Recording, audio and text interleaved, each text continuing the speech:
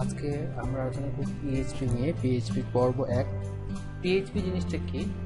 PHP হচ্ছে একটা computer programming language.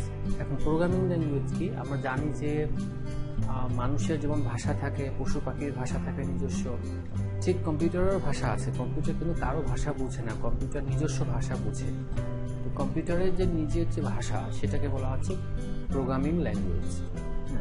তো মানুষের যেমন বিভিন্ন ভাষা আছে, বাংলা একটা ভাষা, ইংরেজি একটা ভাষা, স্প্যানিশ একটা ভাষা, ঠিক একই রকম কম্পিউটার প্রোগ্রামিংয়েরও বিভিন্ন রকম ল্যাঙ্গুয়েজ আছে। তার মধ্যে একটা ল্যাঙ্গুয়েজ হচ্ছে পিএইচপি। এরকম আছে জাভা আছে, সি আছে, সি প্লাস প্লাস, অনেক ধরনের প্রোগ্রামিং ল্যাঙ্গুয়েজ আছে। তো সব প্রোগ্রামিং ল্যাঙ্গুয়েজ যে নিয়ম কানুন, রুলস, গ্রামার এগুলো একই রকম, শুধু লেখার ধরনটা আলাদা। যেমন আমি ভাত খাই, আই ইট রাইস, দুটো কিন্তু ব্যাকরণ বা গ্রামার একই রকম, সাবজেক্ট ভার্বের, কিন্তু অত বর্ণগুলো আলাদা।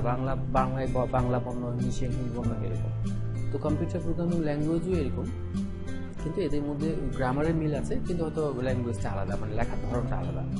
তো পিএইচপি কেন এত ল্যাঙ্গুয়েজ থাকতে? পিএইচপি এই কারণে, কারণ আমরা ওয়েব ডেভেলপমেন্ট আমরা শুনেছি, এই ওয়েব ডেভেলপমেন্ট করতে গেলে পিএইচপি লাগবে ঠিক না, মানে পৃথিবীর বেশিরভাগ ওয়েবসাইট হচ্ছে পিএইচপি নামক একটি ল্যাঙ্গুয়েজ দিয়ে তৈরি।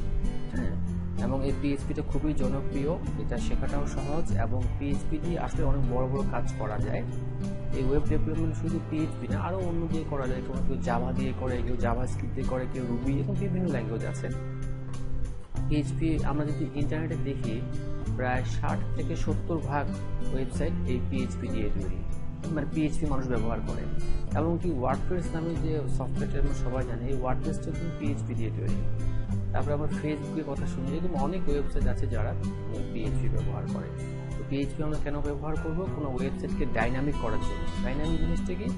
ধরুন আমি আমার ওয়েবসাইটে কোনো কিছু পরিবর্তন করতে চাচ্ছি, একটা নোটিশ দিয়েছে, এটা নতুন একটা নোটিশ দিব, বা আমার একটা প্রোফাইল পিকচার একরকম ছিল, এটা রিমুভ করে অন্য একটা দেবো। তো সেটা কি হচ্ছে? এটা কিন্তু এক এক সময় এক এক রকম হচ্ছে, ব্যাপারটা ডাইনামিক হচ্ছে, স্ট্যাটিক হচ্ছে না, একটা ইমেজেই থাকছে না, একটা পোস্ট থাকছে না। পোস্ট আমরা প্রতিদিন ফেসবুকে পোস্ট করি, বারবার হচ্ছে, ডাইনামিক হচ্ছে। তো এটা আমি কীভাবে করবো? এটা কি আবার আমি আবার কোডে যাবো, HTML কোডটা পরিবর্তন করে দিয়ে আবার নতুন করে দেবো? তো ব্যাপারটা অবশ্যই দেওয়া যায়, কিন্তু এটা কঠিন হয়, ঝামেলা হয়, এবং এটা আসলে একটা যারা কোড করে তারা করতে পারবে। এবং যারা ইউজার, ধরুন আমি একটা ওয়েবসাইট তৈরি করে দিচ্ছি আমার একটা ক্লায়েন্টের জন্য, তো সেটাও HTML কোড জানবে না, বা তার জানার কোনো প্রয়োজন নেই। তার জন্য আমাকে এমন একটা সিস্টেম দাঁড় করাইতে হবে, তার জন্য অ্যাডমিন প্যানেল তৈরি করতে হবে ওয়ার্ডপ্রেসের মতো, যেখানে সে ক্লিক করলেই ছবিটা, আমরা যখন ফেসবুকে আপলোড করলেই ছবিটা আপলোড হয়ে যায়, আমাকে কিন্তু কোনো কোডে যেতে হচ্ছে না। তো এই জিনিসটাকে বলে ডাইনামিক। এটা করার জন্য আমার একটা ল্যাঙ্গুয়েজ লাগবে। তো বিভিন্ন রকম ল্যাঙ্গুয়েজ আছে, তার মধ্যে এই পিএইচপিটা আমরা ব্যবহার করব। কেউ অন্যটাও শিখতে পারে, এটা কোনো বিষয় না।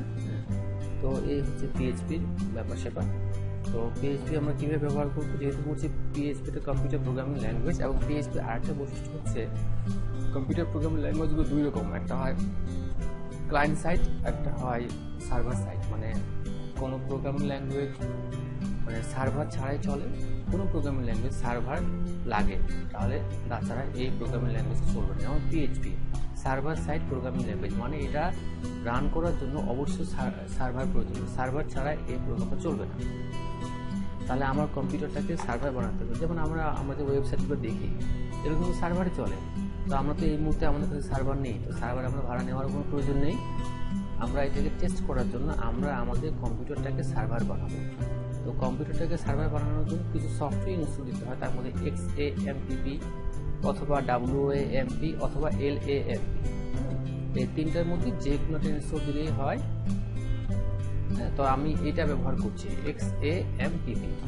এটাকে ডাউনলোড দিতে হবে, এটা XAMPP, এটা লিখলেই হয় XAMPP, এটা লিখলে ডাউনলোড। প্রথম যে লিঙ্কটা আসে সেটাই হচ্ছে জ্যাম সার্ভারের লিঙ্ক, সেখানে ক্লিক করে ডাউনলোড করলে এই সফটওয়্যারটি ইনস্টল হয়ে যাবে।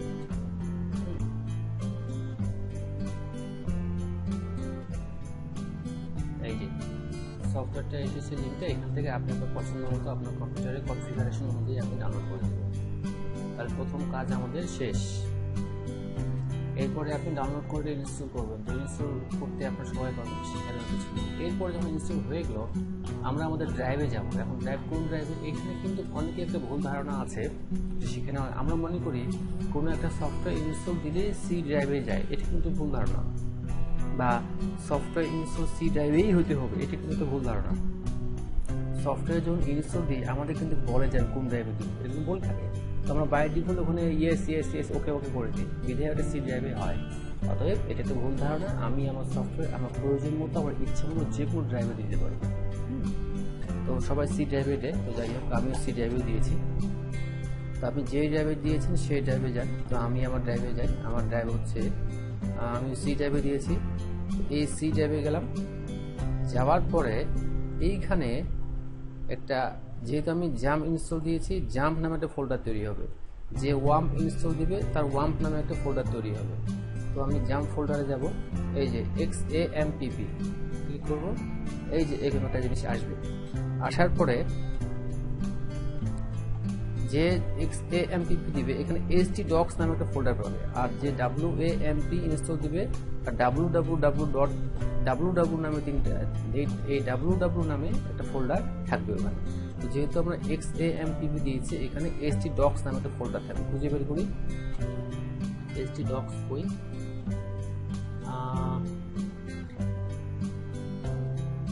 আচ্ছা, এই যে htdocs, এখানে ক্লিক করব। htdocs ক্লিক করার পর এখানে কিন্তু আপনাদের বেলায় প্রথম বেলায় এত ফোল্ডার দেখাবে না, এখানে হয়তো মাত্র 4-5টা ফোল্ডার দেখাবে। যেহেতু আমি PHP নিয়ে এর আগে অনেক কাজ করেছি, সেহেতু এখানে অনেকগুলি ফোল্ডার দেখাচ্ছে। তো আপনাদের ক্ষেত্রে কয়েকটা হয়তো ফোল্ডার দেখাবে। তো এই ফোল্ডারগুলো রেখে দিলেও কোনো সমস্যা নেই, ডিলিট করে দিলেও কোনো সমস্যা নেই। যখন এই কাজটা হয়ে গেল, তারপর আমরা ক্রিয়েট ফোল্ডার, আমরা একটা ফোল্ডার তৈরি করব। তো এখানে ফোল্ডার আমার তৈরি করা আছে, আমি আরেকটা তৈরি করি। ফোল্ডারটা আমি দিই PHP টিউটোরিয়াল, আপনি আপনার মতো দিবেন PHP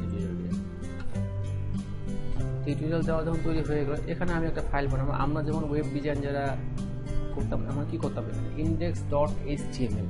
তো এখন আমরা index.html দিব না, এখন আমরা দেবো index.php। যেহেতু PHP নিয়ে কাজ করছি আমরা, index.php। এখন এই ফাইলটা যদি আমরা ব্রাউজারে রান করি তাহলে কিন্তু রান হবে না, কারণ PHP হচ্ছে একটা সার্ভার সাইড ল্যাঙ্গুয়েজ। মানে এই ফাইলটা রান করার জন্য আমার সার্ভার প্রয়োজন, সেই জন্য XAMPP কাজ করা হয়। কিন্তু এটা যদি .html হইতো, এটা ক্লিক করলে কিন্তু রান হইতো। কেন? এটা হচ্ছে ক্লায়েন্ট সাইড, HTML হচ্ছে ক্লায়েন্ট সাইড ল্যাঙ্গুয়েজ। এটা যখন হয়ে গেল, এরপরের ধাপটা কি আছে আমার, ওপেন কন্ট্রোল প্যানেল। তো XAMPP এটা একটা কন্ট্রোল প্যানেল পাওয়া যায়, এই কন্ট্রোল প্যানেলটা আমাদেরকে রান করতে হবে। হ্যাঁ, তো এটা আমরা সার্চ বারে যাব, অথবা এটা ইনস্টল দেওয়ার সময় একটা শর্টকাট তৈরি হতে পারে অবশ্য, সেই শর্টকাট থেকেও আমরা যেতে পারি, অথবা এখানে রান থেকেও আমরা যেতে পারি। এটাকে যদি আমরা রান করি, আচ্ছা এটা এখানে রান হয়েছে আমার, এই যে প্রাথমিক অবস্থায় এটা সবার কিন্তু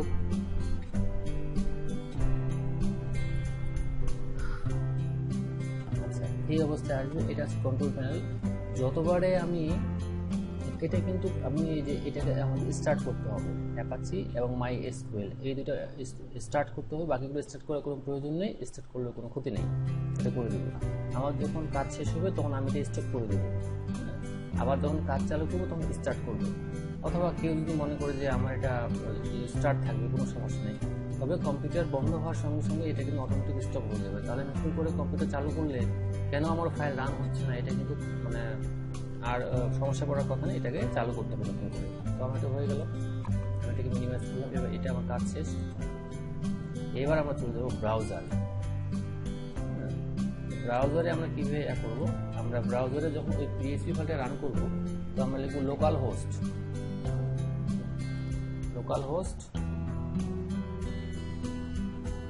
আমরা লিখব লোকাল হোস্ট। হ্যাঁ, লোকাল হোস্টের পরে এই যে দুটো সেমিকোলন দিব, দিয়ে ফোল্ডারের নামটা লিখতে হবে। ফোল্ডারের নাম কি ছিল, PHP, এখানে একটা স্ল্যাশ দিতে হবে, PHP টিউটোরিয়াল। আপনি আপনার ফোল্ডার নাম, যার যে নামে ফোল্ডার ছিল সেই ফোল্ডার নামটা দিবেন। টিউটোরিয়াল, এটা এন্টার মারলেই চলে আসবে। তো আমার এখানে আসলো না, অন্য জায়গায় গেল। এর কারণটা হচ্ছে আমার এখানে একটু সমস্যা আছে, সেই কারণে আমাকে এটা একটু সংশোধন বা কনফিগার করতে হয়েছে। আমার এখানে 8080 দিতে হচ্ছে, বাকিতে 80 দেওয়ার প্রয়োজন নেই। তাহলে আমি দেবো PHP টিউটোরিয়াল, এটা এন্টার মারলে আমার চলে আসবে। কিছুই আসছে না, কারণ আমি index.html এ কিছুই লিখিনি, index.php তে আমার কিছু লেখা নেই। তাহলে আমাদের index.php এই ফাইলটা আমরা চালু করতে হবে। এই index.ফাইলটা কিছু লেখা নেই, আমি এখানে index.php তে কিন্তু আমি এখানে html লিখতে পারি, কোনো সমস্যা নেই। এই যে html, আমি এখানে লিখি, লিখলাম PHP ফাইলে আমি HTML লিখতে পারি, কোনো সমস্যা নেই। এই চলে আসলো, কিন্তু আমার HTML ফাইলে PHP লেখা যাবে না। তাহলে এই আমার এই PHP ফাইলটা রাখা হলো। তাহলে আমার যেখানে প্রয়োজন সেখানে আমি HTML লিখবো, যেখানে প্রয়োজন সেখানে PHP লিখবো। তাহলে এই জিনিসটাই আমি এখন চাচ্ছি যে এই লেখাটা আমার HTML না, এটা আমার PHP দিয়ে রাখা হবে। তাহলে সেক্ষেত্রে কি করবে, PHP লেখার নিয়ম হচ্ছে এই একটা চিহ্ন দিতে হবে, এই চিহ্ন দিতে হবে, PHP লিখতে হবে, PHP শুরু হলো, এটা দিয়ে আবার PHP শেষ। তারপরে কোনো কিছু যদি প্রিন্ট করার জন্য আমরা লিখবো ইকো দিয়ে একটা ডবল কোটেশন দিব, ডবল কোটেশনের মাঝখানে যা হবে, যা লিখবো সেটাই রান করবে।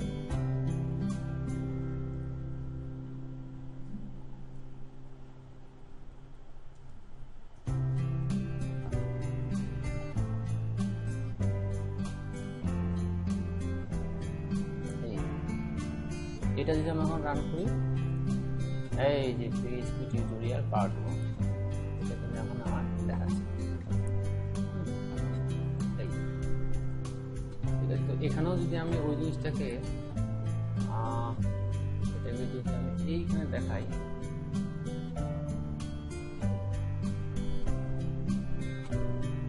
এই দেখাচ্ছে, এটা কিন্তু এখন PHP দিয়ে দেখাচ্ছে, এটা এখানে HTML দিয়ে দেখাচ্ছে।